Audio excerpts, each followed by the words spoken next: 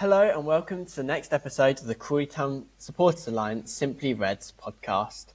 My name is Reuben and I'm joined by Louie. How are you, Louie? I'm good, thank you, Reuben. I'm good. Good evening, everybody. Or good morning, good afternoon, whenever you're listening. And Luke, you're right, Luke? Very good, thank you, buddy. Yeah, I'm glad that the season is finally over and I can have 6 weeks away-ish from not having to worry about how and when Crawley are going to get relegated now. So I'm actually really ready for this break, I think, yeah. But all good apart from that. Yeah, I mean, it's been quite a season, eh? I mean, we started off in League One and technically finished in League Two. We spent the season enjoying the dizzy heights of League One before a week or so ago finding out that we'd be spending next season doing a League Two tour, but hopefully for just one season.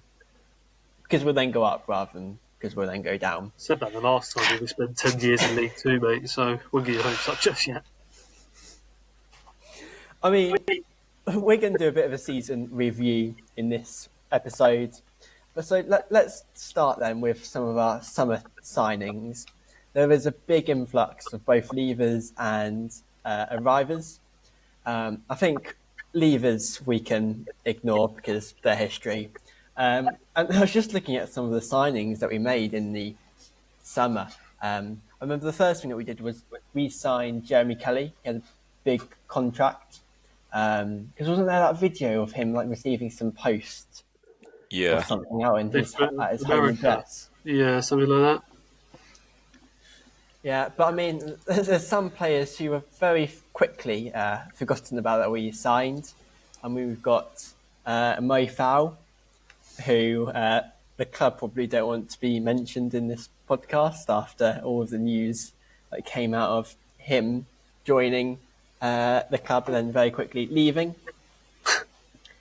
Also had the likes of Michael Da Costa Gonzalez.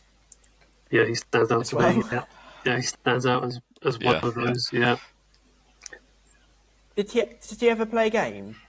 Not no. He played only pre-season. I don't think he ever featured in any competitive game, though. I don't think he ever made bench. You had Scott Malone. Who knows, mate? Who knows? Honestly, all three of these are just like this is similar circumstance, aren't they? Certainly two of them are, I think. It's just like, just good old Crawley. Indeed. But he has been spotted at a few Crawley games recently. I know he lives fairly locally to the ground. What, in the away end by any chance? No, I saw him shaking hands with Scott Lindsay at the game against Northampton. So there's obviously no bad blood there. But I know Scott has just had some surgery. So Scott, if you're listening... He's been doing rehab at Dorking, I believe. Has he? So that would explain why he's been training with Dorking over the last few weeks, I saw on Twitter. So that would explain why he's in the area at least. But we also signed, we did a Grimsby duo of both Toby Malarkey and Gavan Houlihan. Signed Russian Hepburn Murphy. Got Josh Flint. Who else did we get over the summer? Will Swan. Charlie Barker, yeah. So we definitely it was definitely a busy summer for us.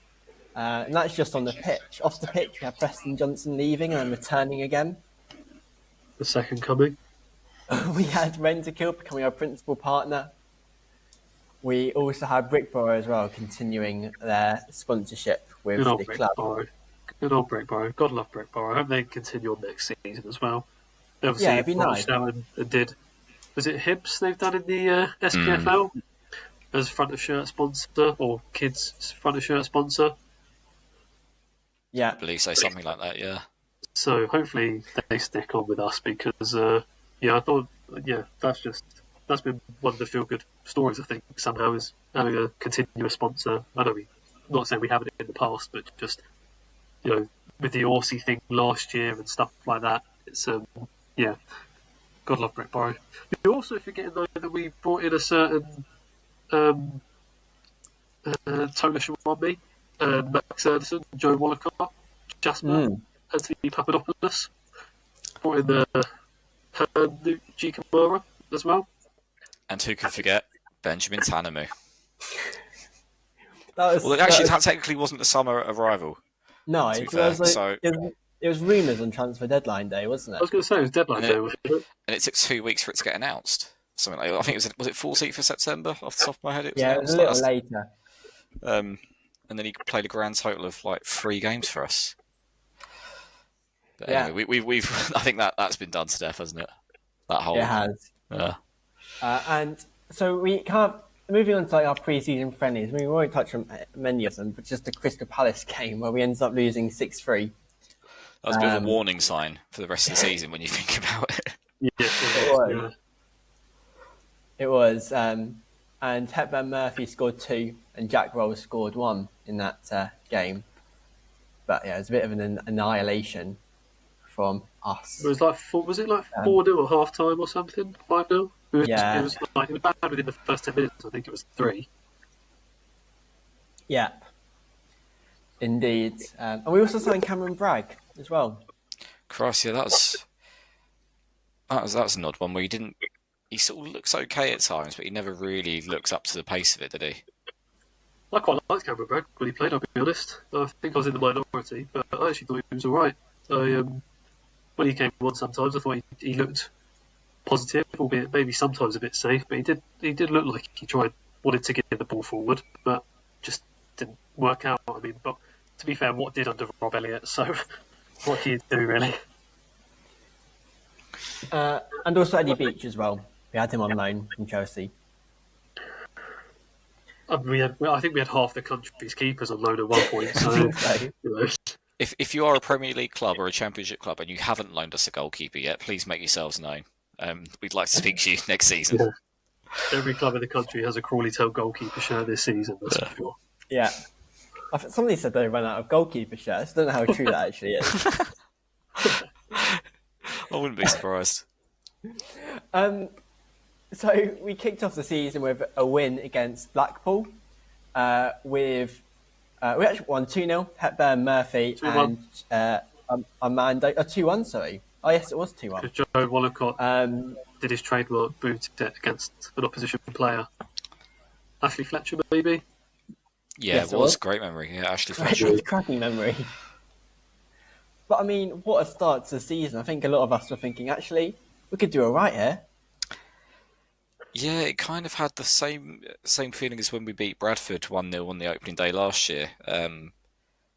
Perhaps maybe a less convincing performance, but we certainly didn't look out of our depth in that game. I mean, bear in mind, Blackpool did start the season awfully. They ended up making a managerial change fairly early on, from what I remember. Yeah. So perhaps it wasn't the best indicator of how competitive we would or wouldn't be. But I do remember we looked okay. Armando looks very exciting down the left. Obviously, got a slightly fortunate goal. Hepburn Murphy obviously scoring the opener. Nice passing behind. I think it was from Jeremy Kelly, wasn't it? I remember it was just an outrageous it was a free really ball. nice goal. Really good goal. And it looked like there was lots to be positive about after that one. And I remember just coming away from that and thinking, we'll be all right this season. We're not going to pull up any trees, but we'll be all right, because it seemed like we seemed well organised. We seemed pretty competitive. We looked like we had a bit of threat up front. Hepburn Murphy looked lively and took his goal well. And yeah, that was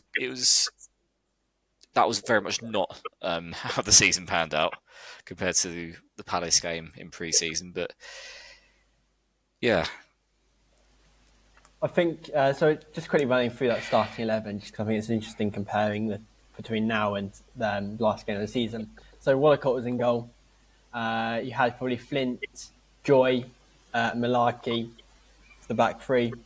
Then probably Matt Clanson, Jay Williams, Scott Malone, and Jeremy Kelly. Then Roland Darcy, Armando, and then Hepburn Murphy leading the line. I actually thought we were really good in that first game. Certainly for the first 60 minutes. I think when we was 2-0 up, we were good value for that. And then as soon as we conceded a goal, it was sort of what we sort of came to be over the season, where we just went into ourselves and sat back and tried to defend leads we had no right being able to do. So again, more warning signs if looking back at the characteristics of this squad, the DNA of it, where we just sort of really we were confident up until a point where something went against us, and then we just sort of went into ourselves. So yeah, it was a really cracking start to the season. Really good goal from Rush, and then Armando's goal was fortunate, but again we deserved the lead for it, and we played well that day, I think. So cracking start, couldn't have asked for much better. Yeah, then that took us to the EFL Cup, where we beat Swindon 4-2. Game of the season. Again, and another thing that highlighted, I know Swindon were a league below, another thing that highlighted which we could actually be okay this season. Who was it who scored the cracker of a goal that Jack game? Rolls. Jack Ross. Did he score two? That He's got two. I think it was I can't remember which one it was, but yeah, one of them was goal of the season worthy.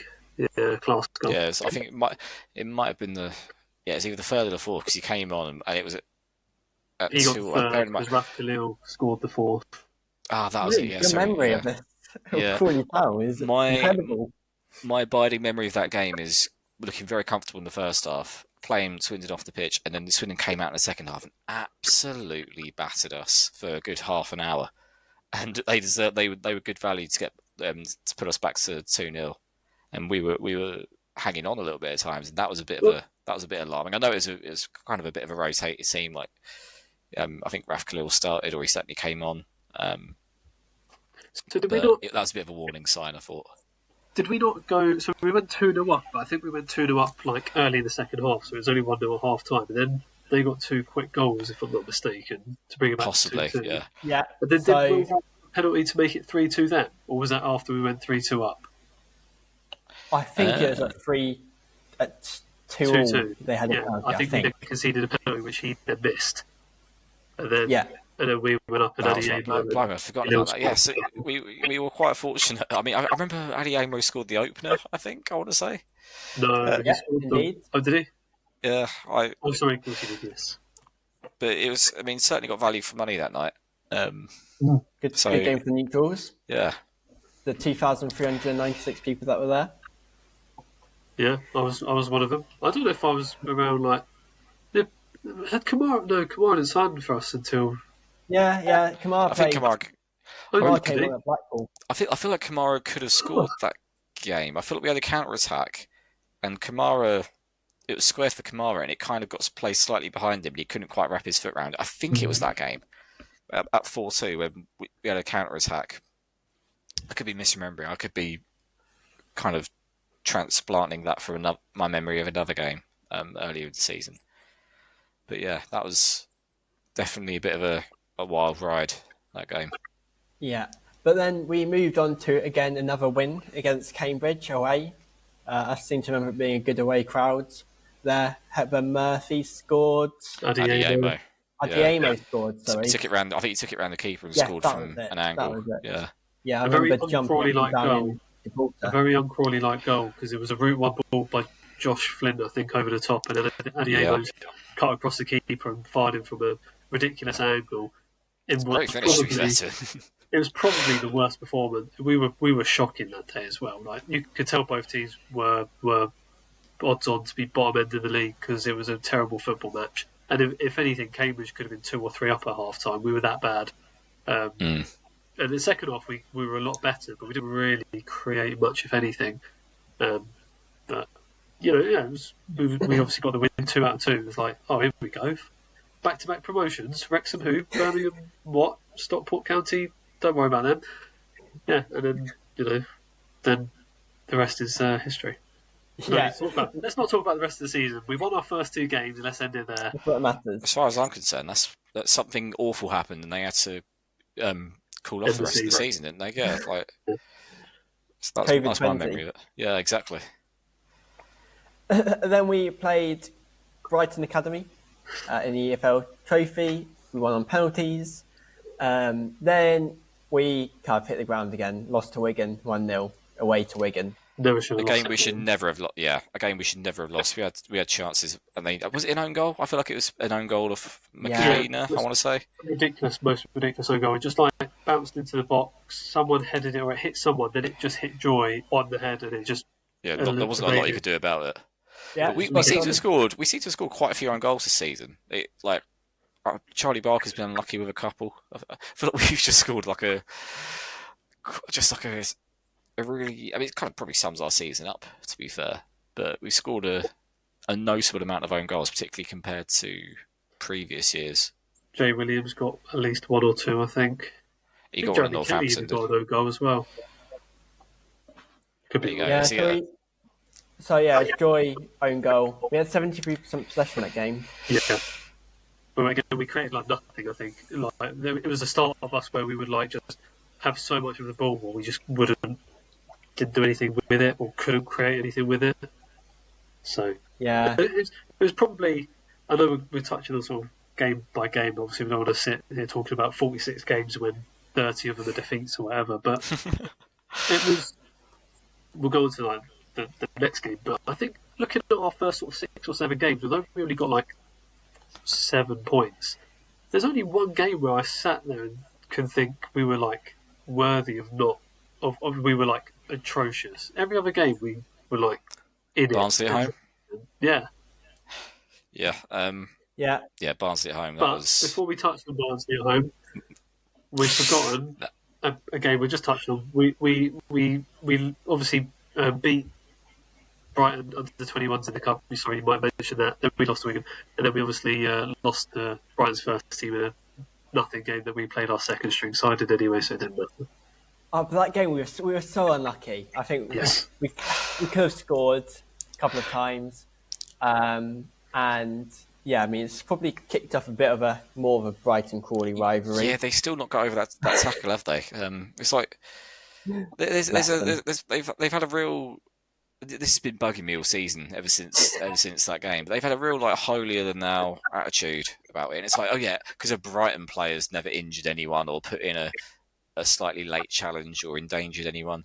It's like it wasn't a great tackle from Jay. We all know it wasn't. Probably wouldn't have complained if it was a red card, but did he mean to like put the guy in hospital? No. Did he? Not having it. It's a yellow card all day long. It was never a red card. Don't care what anyone says. I don't think it. If it had been given as a red, I kind of would have understood it. I'm not saying I necessarily would have agreed, but I would have understood it. But yeah, like it's as if I don't know. It winds me up a little bit because you see bad tackles from Brighton players, and I mean you'd have seen them this season. Brighton players put in a couple of, I think it's Brighton v Arsenal, not long after that actually, Arsenal v Brighton, and yeah, I mean anyway, it's just the hypocrisy and the sort of the holier than thou attitude from like the section of their fans who haven't quite let it go it winds me up a little bit. Yeah. Rubbish But then- club anyway. But it was a good day out. It was a great day out. Yeah, Right 45 now. minutes were great. Yeah.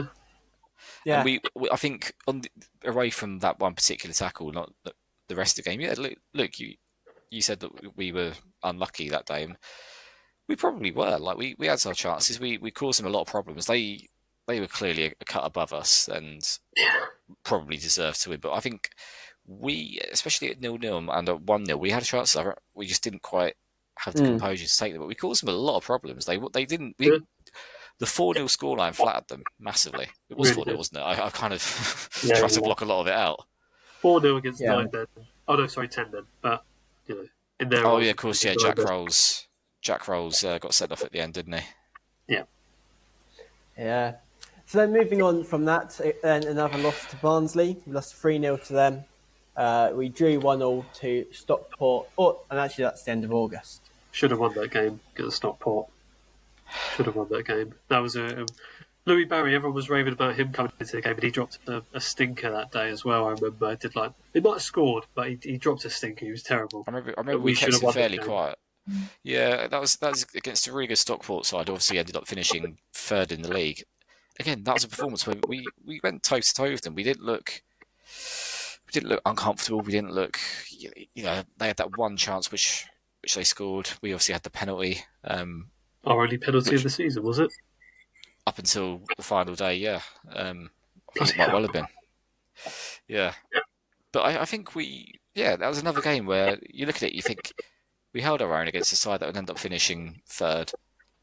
We had moments this season where you could clearly see that there was a core of a decent side there, and we'll come on to it towards the end, but we should never have got relegated when you look at some of the performances we put in. Yeah, but before that Stockport game, we did also sign Bradley Ibrahim as well on loan, a player we didn't mention at the beginning. Off the field, they started the Crawley Town monthly magazine that lasted 3 months, I think it was. Yeah, I understand it. It's a bit of a dying art, isn't it? Now football programs. What you say? I love it. I still get one. I've got one at Birmingham. It's great. It's sat on my bedroom floor ever since, but still glad I've paid whatever I paid for it, about £5 probably. But yeah, it was more like an A4 book, wasn't it? I didn't pick one up. They were pricey. Nice idea, but yeah, it just didn't work out, unfortunately. Yeah. But moving on then to September, no, we've already touched the Stockport game. It's a bit more of a quieter month in regards to games, because the Stockport first game in September was on the 14th. Was that because the Burton game got I postponed? think so. It got postponed. Yeah, was that Wardlog pitch? That would have been international call-ups, because I think Jojo got called up. We wouldn't have had Tanamu. I feel like someone else would have got called up. We'd have had to have a couple of players called up. Eddie Beach was called up to the Wales under 21. That was it, yeah, because Eddie Beach was called up, so we didn't have a goalkeeper. That was it. Which I kind of feel like is really poor planning when you look. I think going into next season, and again we'll come on to it later, but the goalkeeping area is somewhere we need to sort out, where we can't have a goalkeeper going off for international duty every month. It's going to cause problems. Depends how good or bad they are. Yeah, towards the end of the season, it helped us. It was something I suppose. enough, but not too good. Yeah.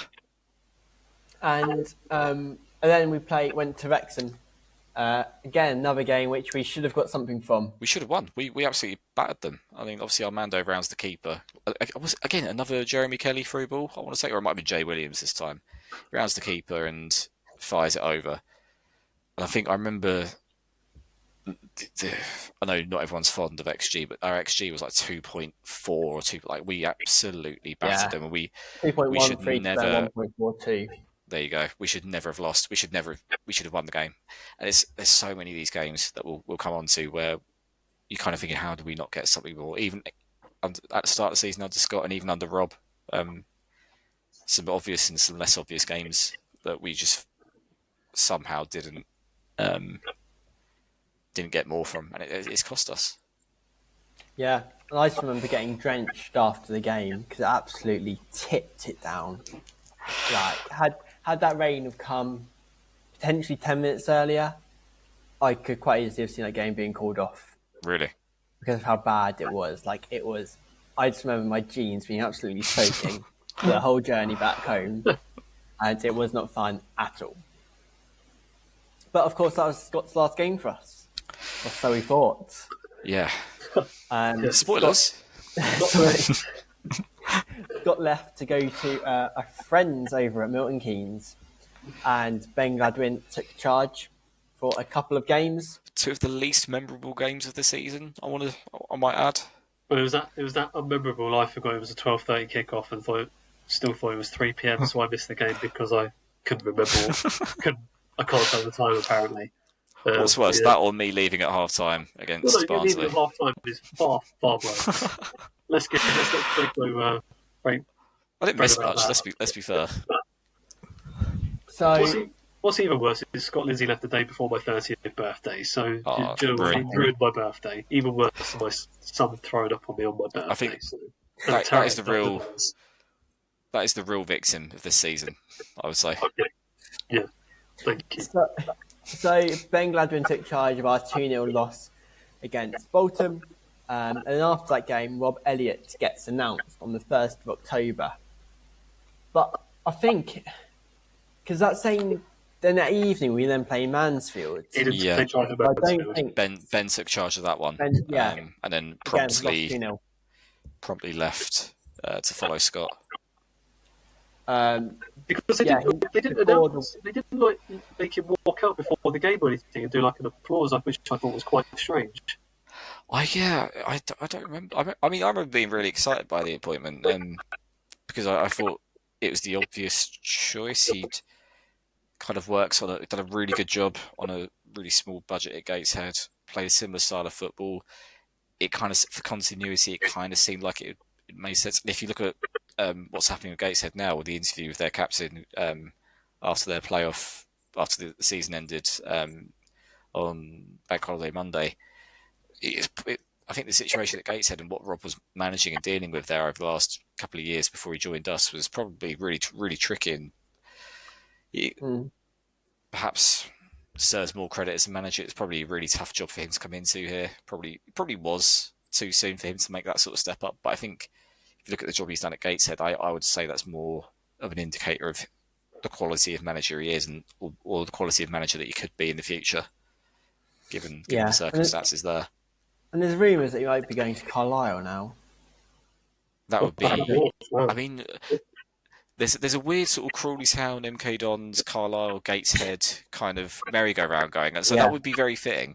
He's obviously got a couple of his ex-players there, I believe, like at Carlisle because of Mike Williamson being there. So previously, and I think that would make a lot of sense to them. But anyway, we're not here to talk about Carlisle. Sorry. So we then lost that Mansfield game 2-0. Literally can't remember anything from those games. No, the least memorable games of the season. Yeah. All I remember is that we didn't have a single shot shot in either of those games. Okay. Like it was like the worst attacking performances I've ever seen. Yeah. Then that takes us into October, where we kicked off with Rob's first game against Wickham, away at Wickham, and we lost 1-0. Yeah, a really tough start. That was the start of Wickham's ridiculous run where they won like 11 or 12 games in a row. That was literally after the first game, I think. Maybe the second, but I'm pretty sure it was their first win in that ridiculous run. So, just... Yeah, a really tough start, all things considered. I don't think he wouldn't have had long with the players. He would have only had a couple of days with them. And it wasn't a great performance, but a really tough start against a side that, again, ended up finishing fourth. Like, they're obviously a very good side. Yeah, probably not the best start for him, but if you're being realistic, it could have been, it couldn't have really been tougher unless his first game was like Birmingham away or something. Was that not the game when Will Swan missed from like 2 yards out? He had a chance at the back post, and I think it was that game. And then just sat there and thought, how's he not put that in the back of the net? He's either stood on the ball or he's like put it wide. It was some ridiculous miss. And I'm pretty sure it was that game. Without being too horrible to Will, I think that there's a number of games that could have been. There's a number of chances like that this season, but quite possibly. Yeah. So then we moved on to the Conor Truman coming in on emergency loan after Wallacott gets called up for international. Why that reaction, Luke? Didn't think much of him when he first joined either, and yet we still wanted him. Like, people still wanted him over what we'd already seen from Eddie Beach and Joe Wallacott this season. He conceded 15,000 goals in 3 games, and people were still like, "Yeah, what if it goal?" It was just crazy. Well, I think when he came back for his second spell, and he was excellent. To be fair to him, so yeah. To be fair, I think those games where he did start to begin with, I think our defence was absolutely dreadful. It was. We were shocking. Looking back at Rob Elliott's first 6 games, he should have made a decision then that it wasn't going to be good enough, because we lost 4-3 to Wimbledon in the EFL Trophy. We were 3-0 down in that game. We came back to 3-0, lost 4-3. We lost 5-3 at home to Shrewsbury, who were the worst team that had ever graced a football pitch at the time. We lost to Reading 4-1. Mitigating factor in that Shrewsbury game. Huh? The Reading game. The Reading game is one where that was the most ridiculous 4-1 I've ever seen, because we somehow didn't score like 10 goals in that game. That was a genuinely, it sounds weird to say it about a 4-1 defeat, but that was a genuinely good performance where there's absolutely no way we should have lost that, let alone lose 4-1. Kind of similar to the Wrexham game in many ways. I remember. The only way I'm countering that is by saying we should have, though, because defensively the goals we conceded were shambolic to the. Oh yeah, hilarious defending. But I mean, Harry Forster scored a deflected goal to get it back to 1-1, didn't he? And then they scored, and then Lewis Wing, I think, scored from 30 yards. I think, Yes. to be fair, I don't think there was much that Jojo could do about that one. And Is then, that not the one that was right down the middle? It was a long-range effort, but was that not like right above his head? I distinctly remember watching one and being like, "Yeah, it's a good goal, but he's got arms." I mean, again, that could have been quite a few of our goals this season. I'm being overly critical because, and I can't remember every goal we conceded. I do remember, I'm sure it was one against Reading where, I just quite possibly. God, he's saving that one. Quite possibly. I don't remember being too angry with him with that one, but I just remember just being absolutely like, I don't even know the word, just like absolutely dumbfounded that we didn't win or get a draw. Like it wasn't a great start for Rob those first few games. But if you look at the games on a kind of game by game basis, again the Shrewsbury one we were playing very well, and then Josh Flint gets a stupid second yellow card, and that obviously I mean that was a point in the season where we had real issues with set pieces, which was prevalent under Scott as well. That wasn't necessarily a Rob Elliott issue. Yeah. He did eventually fix it, to be fair to him. We became a lot more. It took a while, but we did become a little bit better at defending set pieces. I remember there was a stat. It was like we conceded 31 goals, and I think at one point in the season, and 17 of them were from set pieces. Like it was over 50% of our goals were from. It was something stupid like that. Perhaps someone can kind of find the actual numbers for us if they wouldn't mind, or maybe someone will just know. I don't think there's any need to be honest. It was bad enough season as it is. About understanding how. Yeah, actually, don't. Yeah, I'll take that back. Don't feel the need to put yourselves through that. But the performances themselves, it was a tough start, but there were reasons to kind of.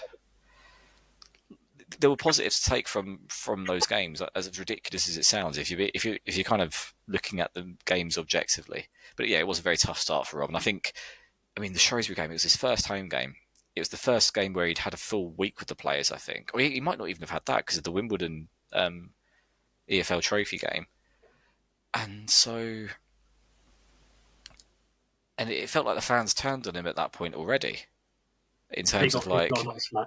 And it felt so harsh after his third game. And it was like, we've had a player sent off. We've gone away to Wickham and only lost 1-0. We've had the Reading game where no one can really think that we deserve to lose 4-1. It felt, and I know there was a bit of, it was probably an anti-Wagme sentiment as well. Like he was seen as Wagme's man and he wasn't Scott Lindsay.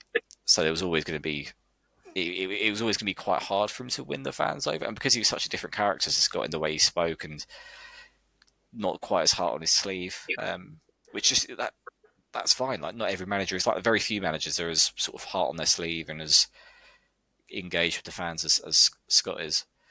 But yeah, I think Rob never really won the fans round, unfortunately, and despite a tough start, I think there's mitigating factors in that tough start, which perhaps I do think. At least initially, Rob was probably treated a little bit harshly in that sense.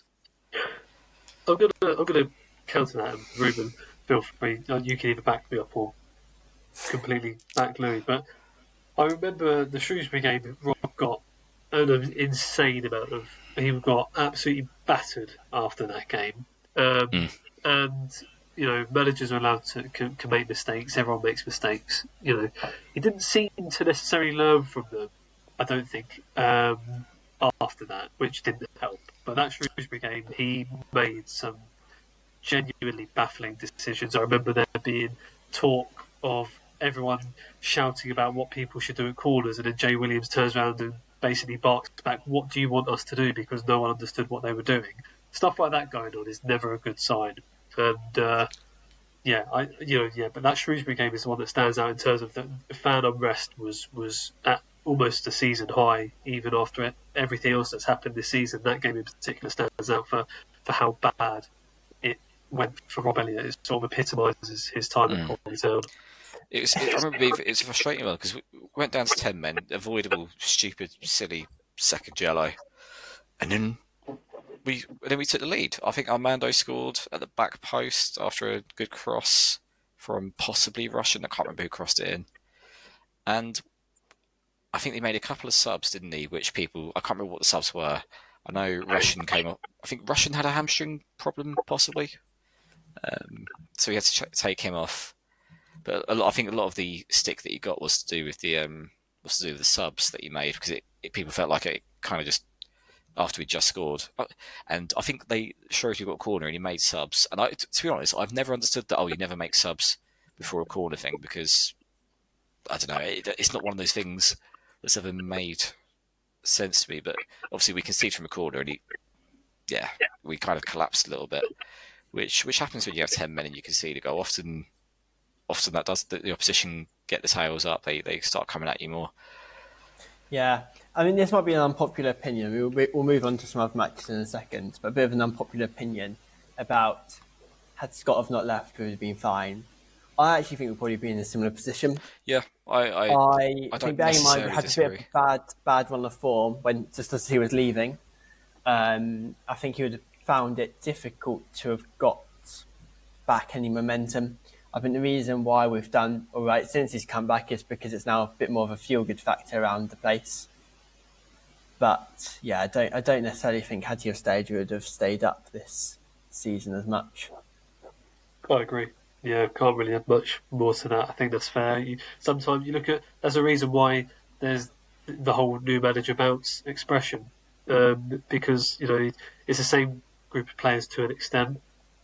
It wasn't he lost his last 3 or 4 games, came back and won 50% of his return games. So I agree with that. Yeah.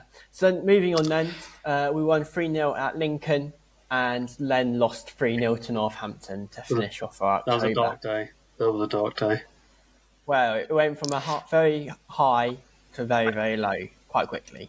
Game of the season for me, that Lincoln game, by the way. I think that was probably game of the season. Looking back on it, we were the most solid we'd been. It was probably the most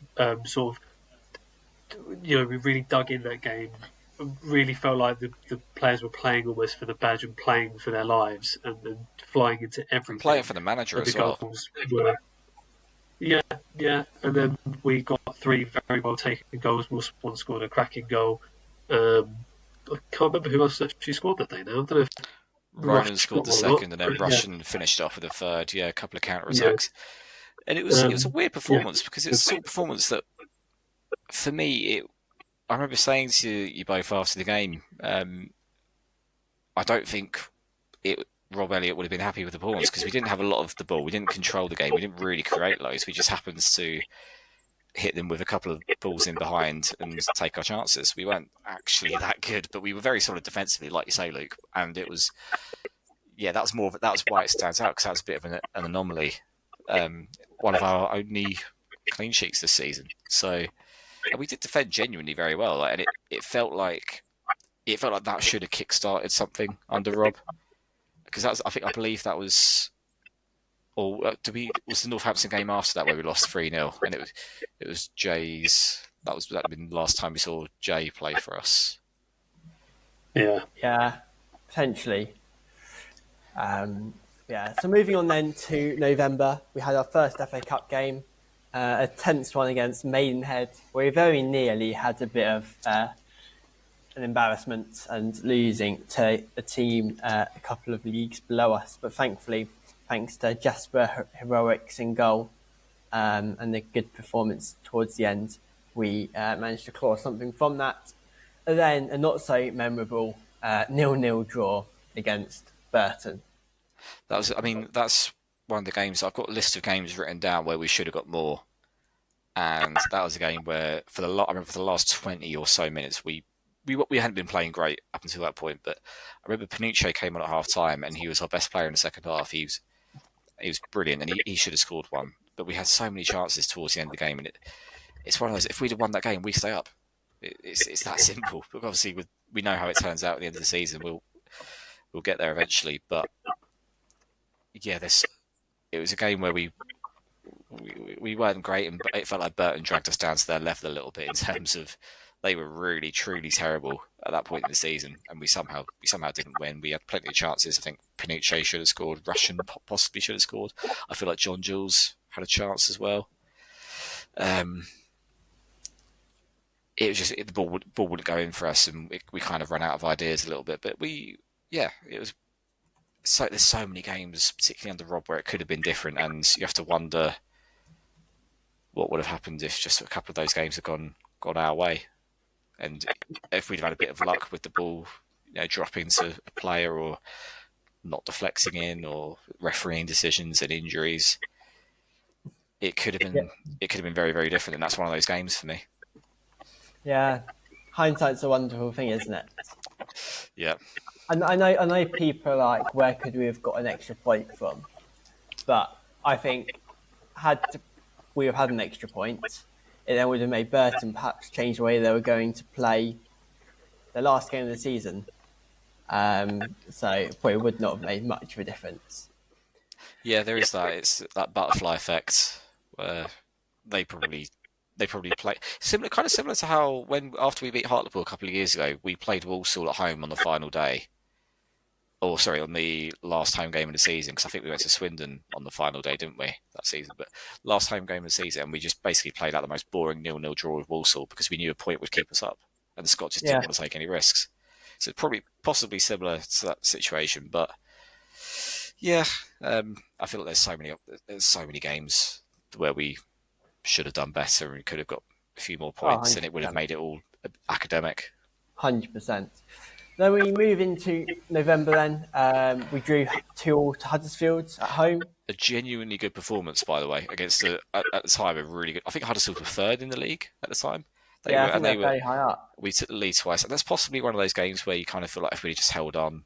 But this was the start of quite a good period for Rob. I think we went 5 or 6 games unbeaten. We won a couple of games. We kept some clean sheets, played some good teams, and yeah, it was probably as good as it got for Rob. That kind of period of 5 games where we looked like it looked like he was getting to grips with the side. We were kept a couple of clean sheets. We were scoring a few goals, picking up points, and we went from I think 22nd up to 18th or something like that. I think we were like 12th on the form table or something. Yeah, we looked like a genuinely functional football team for like a good month, like 5 or 6 weeks. It was quite nice in a way. Well, if we touch on some of those results, then kind of looking at the rest of November, well, we did lose to Wickham in the EFL Trophy. I think was that the first game that John Jules played for us? Did he come on as a sub? It was. So ignore what I said about John Jules playing against Burton. Yeah. Then we drew 0-0 against Bristol Rovers at Bristol Rovers. Another game where we should have won. I think that was Connell Trueman was back for that one. Performed heroics in the first half, but then just the most ridiculous second half where we could have scored 4 or 5 goals. It felt like it was like the Reading game in a way, but we weren't punished for not taking our chances as much. We should have had a penalty at the end as well. I feel like there was a there's a big penalty call. I remember being in the away end for that. Yeah, that was just the most ridiculous game where and again another game where could have been so different. I'm gonna flag it up every time because there's about 15 of these games. I reckon 14 or 15 of these games, genuinely. Yeah, there's definitely lots that you can go back to. Then we won 1-0 against Rotherham, against Steve Evans' side. Again, a decent performance and a lovely goal actually. A really nice cross from Toby Malarkey, and Will Swan stuck it away. And he did. Yeah, we'll come on to a certain bet that was made. Oh, indeed. It was a good performance from us, which then leads us to an FA Cup game where probably one to forget. It's a good game for neutral, but we ends up losing 4-3 at home to Lincoln. Yeah, that was just such a strange game because we were 2-0 up, weren't we? I thought we were 2-0 up. We scored in the 10th and 13th minute. Yeah, Tola Shawimbi scored a really nice goal. Through on goal, left foot, curled around the keeper. I can't remember who scored the first goal, actually. Was it? those roles with Jack Rolls. Okay.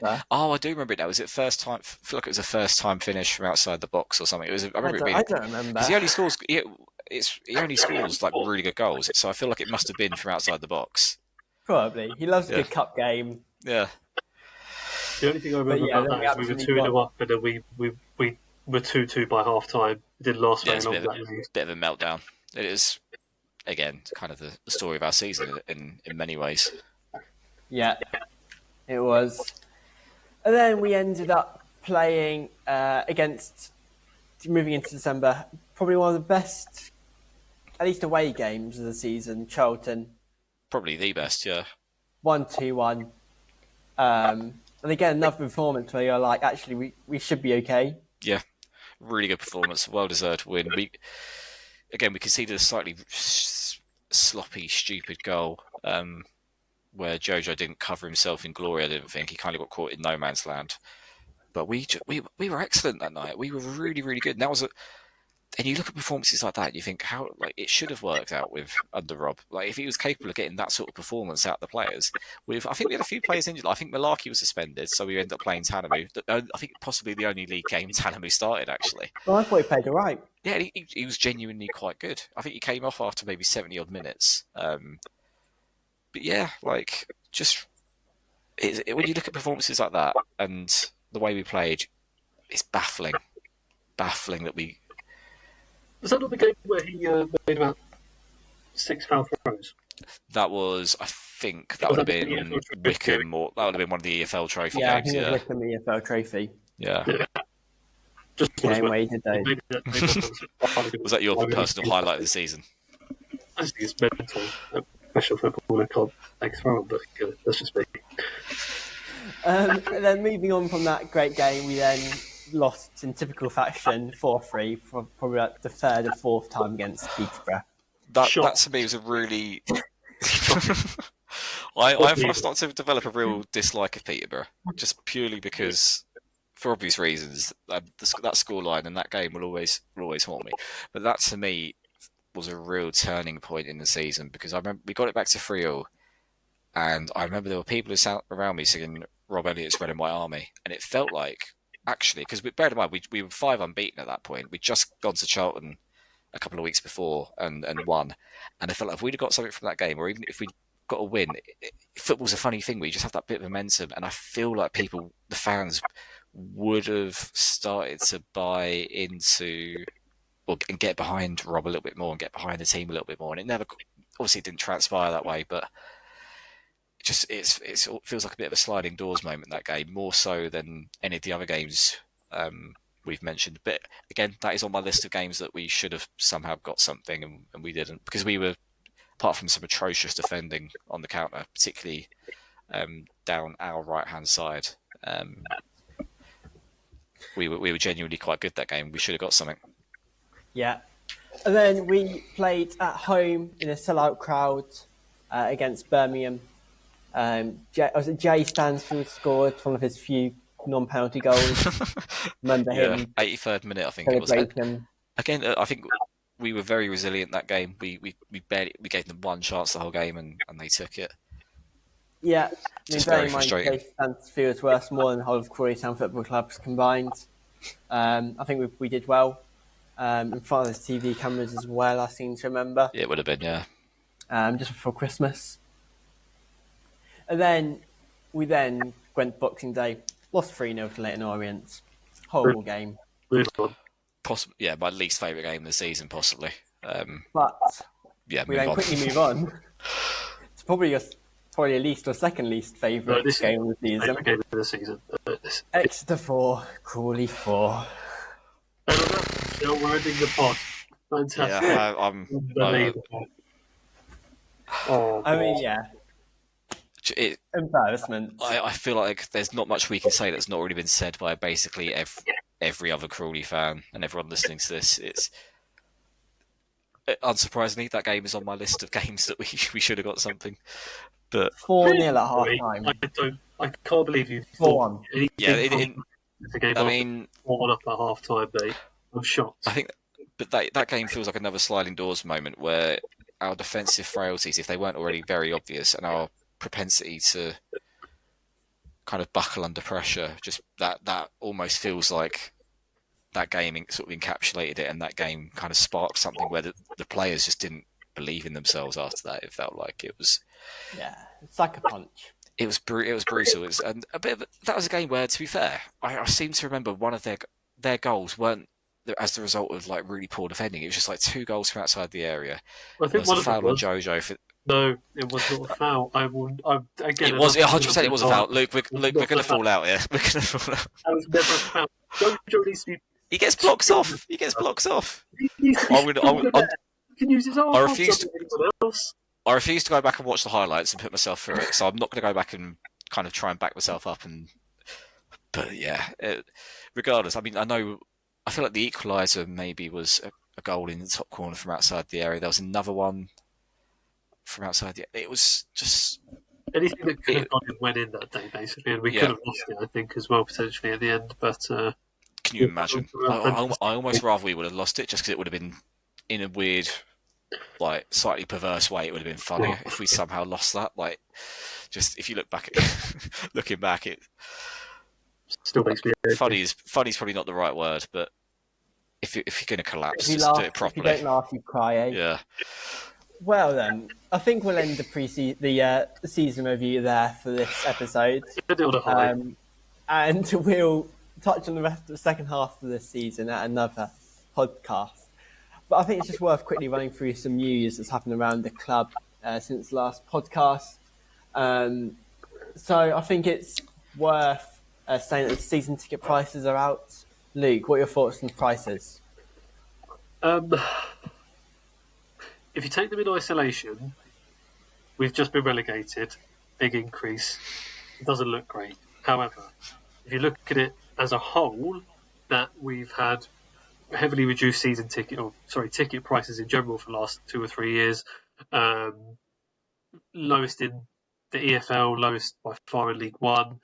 The only criticism I have is this should have been done 12 months ago. I think the club missed the trick, but I can't imagine doing it. We're going to lose massive amount of revenue now by being relegated, and holes have to be filled somehow.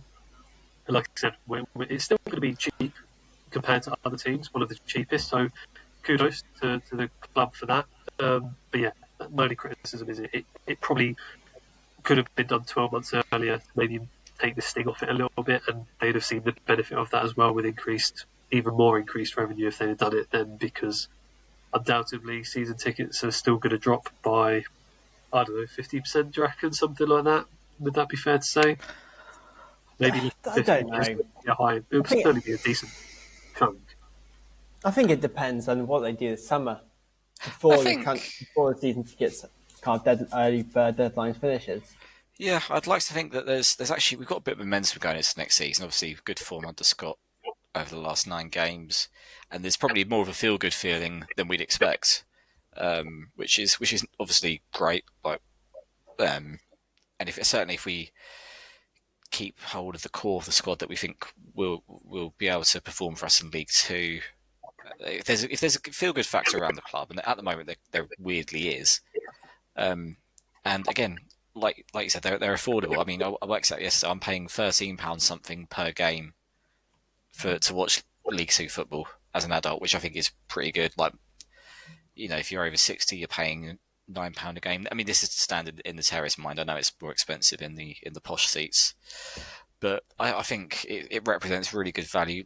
They probably should have done it last summer, but I think it's worth, for all the criticism that WAGMI get, and for everything that we as the CCSA or as part of the CCSA board have called them out on.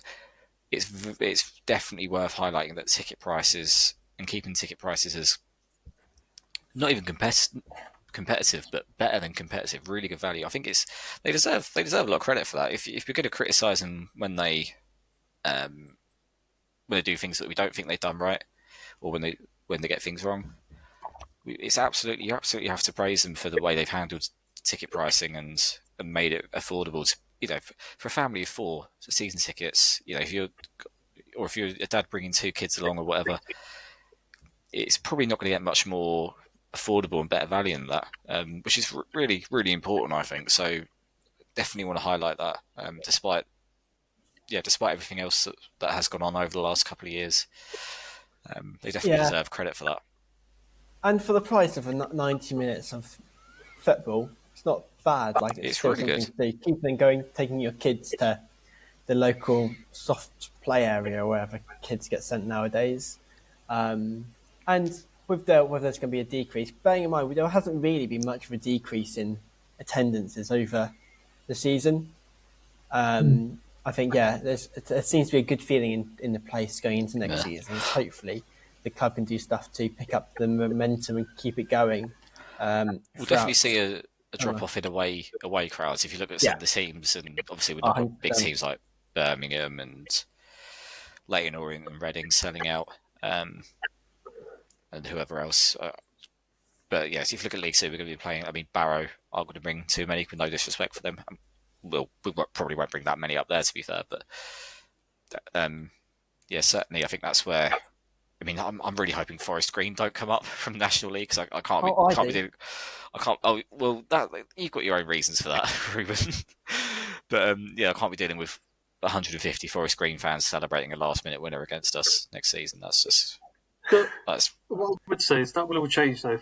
If we win our first 5 games of the season, you'll suddenly see away attendances skyrocket again, because there's almost you'll have a valid reason as to thinking, well, I'm not going to waste my money on a Saturday, unlike a couple of years ago where in terms of our travelling fans, we're going to lose every week away from home.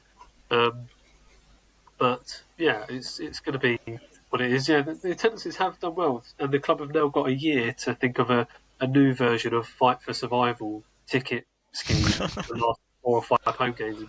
But instead it would be like Fight for Promotion, but do it for like the last 6 or 7 games or something. I don't know, but hopefully it'll be push for promotion. Push for promotion. I don't know. And before we shut up the podcast for this episode, it's worth just thinking about Travel Ken, a much-loved Crawley Town fan and club volunteer who is heavily involved in the Crawley Town Supporters Alliance, doing travel arrangements for when we used to run minibuses and coaches to games. I know it was a very emotional tribute was made to him at the Northampton game, and thankfully we were able to celebrate his life with a stadium clapping, which probably definitely does not do all the amazing work that he's done for the club justice. I mean, pretty much everyone would probably recognise his voice and him saying "get in there" during any radio commentary that people might have listened to, where Ken has featured. I know lots of players, lots of fans, many members of the Crawley Town staff are shocked to hear the news about Ken, and he will be sorely missed by so many. But Ken and family will always be in our thoughts and prayers over the next few weeks, months, years. No doubt there will be more ways in which we can give tributes to him. I know they started to do a Ken Blackmore, was it an awards? They've started to now give out at the awards event they did after the game. I hadn't seen that. I'd missed that, to be fair, but yeah. Which is a nice touch. At least he was able to see us play at Wembley and have all those memories from last season as well. Absolutely. One thing I thought was really moving was seeing how many former players from over the last however many, like 10 years, going back to players from like the Chioffi era, leaving comments and paying their respects. I think it shows just how loved he was and how fondly remembered he'll be. And so that was something that really stood out to me amongst everything else. And other clubs as well. A lot of other clubs came, and Shrewsbury did something quite nice, I think, didn't they, in the final game? Did they not leave some sort of flowers or something on one of the seats pre-game? Again, it just shows that he touched many people, and clubs up and down the country, not just ours. So it was lovely to see so many pay respects. Yeah, very much so. There's a tribute in their match day program as well, wasn't there? Which was lovely. Yeah, indeed. Well, thanks very much, Louie, for joining me on this episode. And no doubt part 2 of the season review will come up very shortly on all of your go-to podcast listening apps, websites, as well as YouTube. So come on, you Reds. come on, you Reds. Come on, you Reds.